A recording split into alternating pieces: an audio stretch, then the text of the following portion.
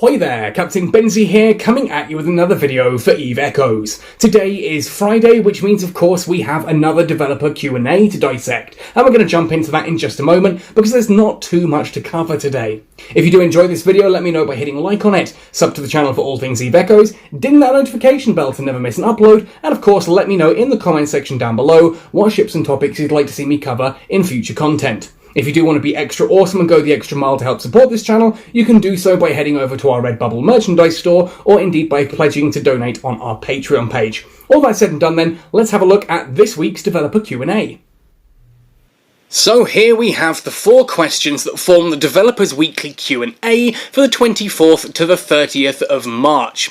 Now, if you do have a particular question you would like to ask the developers, join the EVE Echoes community Discord, head to the Q&A channel, and you can ask a question there. If it's a good question and if it's answered in one of these Q&As, you are in with a chance of winning a month of Combo Omega. So it's a great way to sort of interact with the developers, get a sneaky peek at what's coming up in future for EVE Echoes, and get yourself a Combo Omega.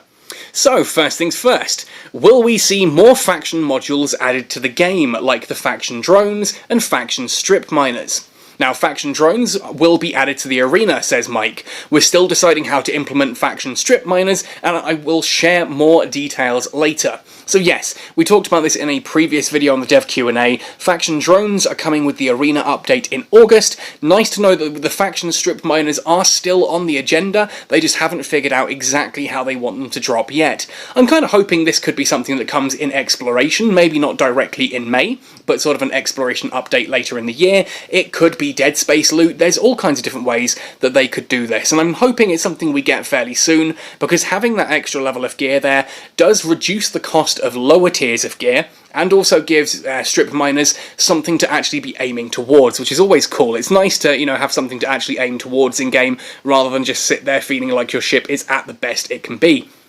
Now I think this is really cleverly done, this one. Obviously, this is all written in Russian Cyrillic here at the top, translated. Introduce a language translator into the game in the chat so that it can be translated in private messages.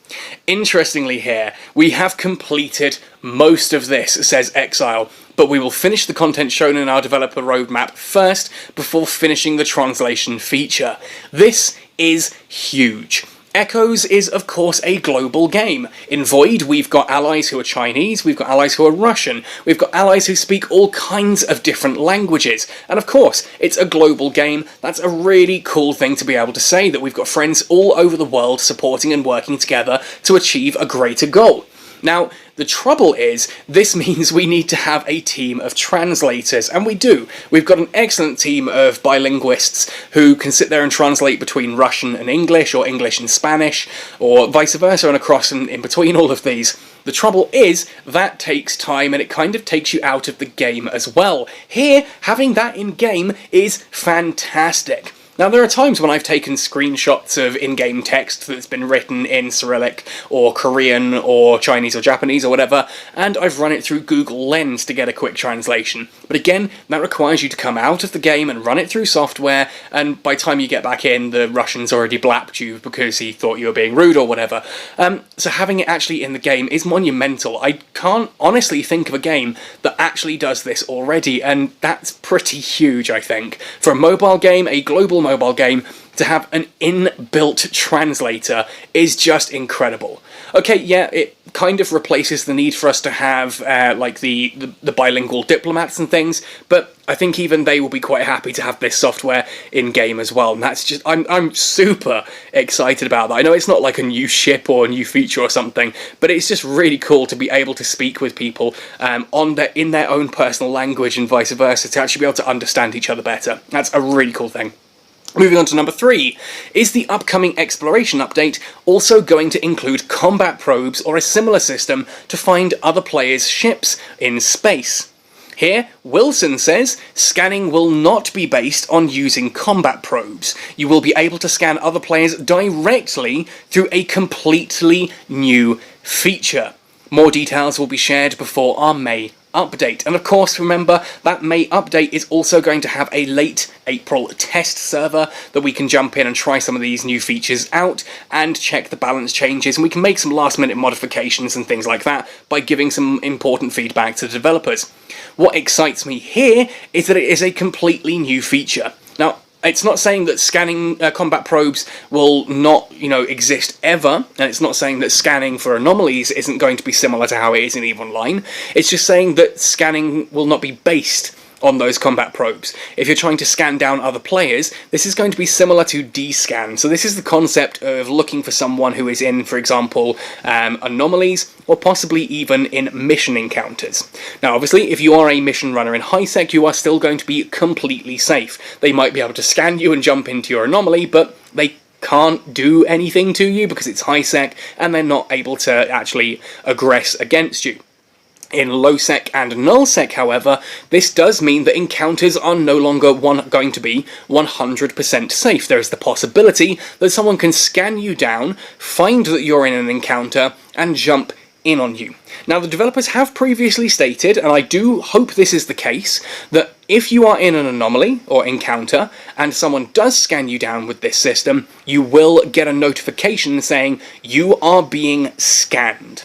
This then gives you time to weigh your options. You have the option of fleeing out of that anomaly and sort of, finding a safe haven to rest whilst someone disappears. Heck, you can then scan your own anomaly and check to see if it's clear to go back in, which is pretty cool. Or you can sit there and go, I wonder if they're actually going to jump in on me, and I can probably take them.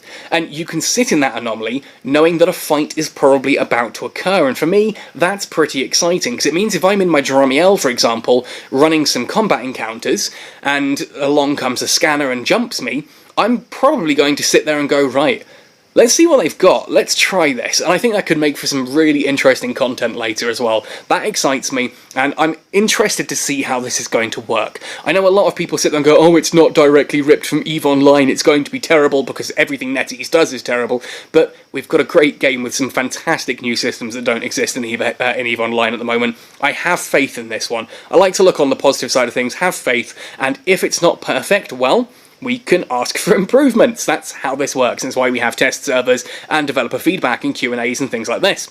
But anyway, moving on to the fourth and final one. This one does disappoint me slightly, but there we go. Will there be new ships added to the game, especially frigates like the faction frigates from EVE? Or will there be completely new kinds of ships added? And if you can, please elaborate the estimated date or time when or if such ships will be added to the game. I like the clarity asked for in this question. If you're going to ask a question, make it as clear as possible. Make it as direct and clear so that nothing gets lost in translation. Now here they say we'll consider adding a series of Yanjung ships, but this would be considered after August at the earliest, after we release all of our other planned content. Now I do think that Nero has possibly, again, here, even with all the clarity there and asking for all the additional information, has possibly misunderstood the question. I don't interpret this as, are you going to be adding completely new ships to EVE Echoes that don't exist otherwise? The example, they talk here about the faction frigates from EVE, and now we're not necessarily talking about the pirate faction frigates like the Dramiel, the Succubus, the Worm, the Daredevil, the Estero, the Gamma, and the Crew, or that kind of thing. What we are talking about here are the 4 faction frigates. This is the Imperial Navy Comet, the Imperial Navy Slicer, the Federation Navy Comet, the Caldari Hookbill, and the Republic Fleet Firetail. The Firetail, actually, this one down here, is one of my favourite ships to fly in EVE Online. It's basically a Rifter on steroids. It's a baby Dramiel. It's much cheaper than a Dramiel, but not that much worse. It means the Dramiel is basically a blinged up version of the Republic Fleet Firetail, and this is a ship I'd love to see added. The Comet, the Federation Navy one here on the left hand side, is a blaster ship, so it's kind of like, for example, the Merlin Assault, but whacked, or I suppose actually more the Incursus Assault, but whacked right up to the 9s. The Hookbill is loosely based on the Merlin hull, but it's a missile and torpedo hull. Very powerful, high damage there, great damage application, and the Imperial Navy Slicer. Of course, this looks a little bit like the Executioner, but it's faster and even more vicious. It's basically a Drumiel that shoots lasers, and it's actually a lot of fun to fly. I enjoy these ones as well. What it seems that Nero has thought here is that are you going to be adding brand new ships? So like, for example, are we going to get a Sanchez Nation destroyer or battlecruiser? And of course, we do still have to get the Shanue and the Kanyue, or however the heck you want to pronounce those. Forgive me, obviously my Mandarin is not exactly great. It's not a language I speak. But we still have to get the mainline versions of those added. I did get to play with them on the Fulmination test server, and they were awesome, and I'm super excited about those. But yeah, I would really like to see these 4 faction frigates added to the game. I think they add a lot of diversity and options, but yeah, if they're going to add awesome new ships, that would be really cool too, like their own completely unique stuff. I know that there was a sort of love it or hate it about the Yangjung ships, like the Kanyue and the Shanue, but I actually really quite enjoy them, and I think it's great that NetEase are willing to sort of step outside of the established ships and add their own. That said, I'm also really looking forward to the Tier 3 destroyers like the Hecate, the Svipal, and all of these. I'm looking forward to like the Tier 3 Tier 3 cruisers, etc. All those being added. Even things like the Tengu, the Rorqual. There's some really cool ships that are still not available here in EVE Echoes, that just don't appear on any of the ship trees and in the background. But as you've seen from me doing videos, we've still got things like the Command destroyers, the Command battle cruisers, the E-War frigates and cruisers, that need to be added into the game as well. So there are plenty more ships on the way to come. I'm just hoping that we do get some new hulls sooner rather than later. Anyway, folks, that really does wrap things up here for this week's Q&A. Some interesting stuff there. I'm particularly excited about the scanning and to find out how that's going to work, and I think that translator is going to be absolutely awesome. And it's nice to know that the faction frigates and new Yangjung ships are not entirely off the table. That is something still to look forward to and coming into the future. Anyway, folks, let me know your thoughts and opinions, let me know what you're excited for most out of these, and let me know what you think they should be adding to the game. But most importantly as well, don't just ask me, don't just let me know. Jump onto that official Discord, jump into the Developer Q&A channel, and ask your own questions. As I said, you're in for a chance of winning a month of Combo Omega for asking good questions that get featured, and of course you can then feature in one of my videos when I analyse these, and it'll be down there in the comment section going, hey, that's me, I answered that question, that's my question. And how awesome is that going to be? Anyway, folks, thank you for watching this one right the way to the end. Happy sailing, and see you in New Eden.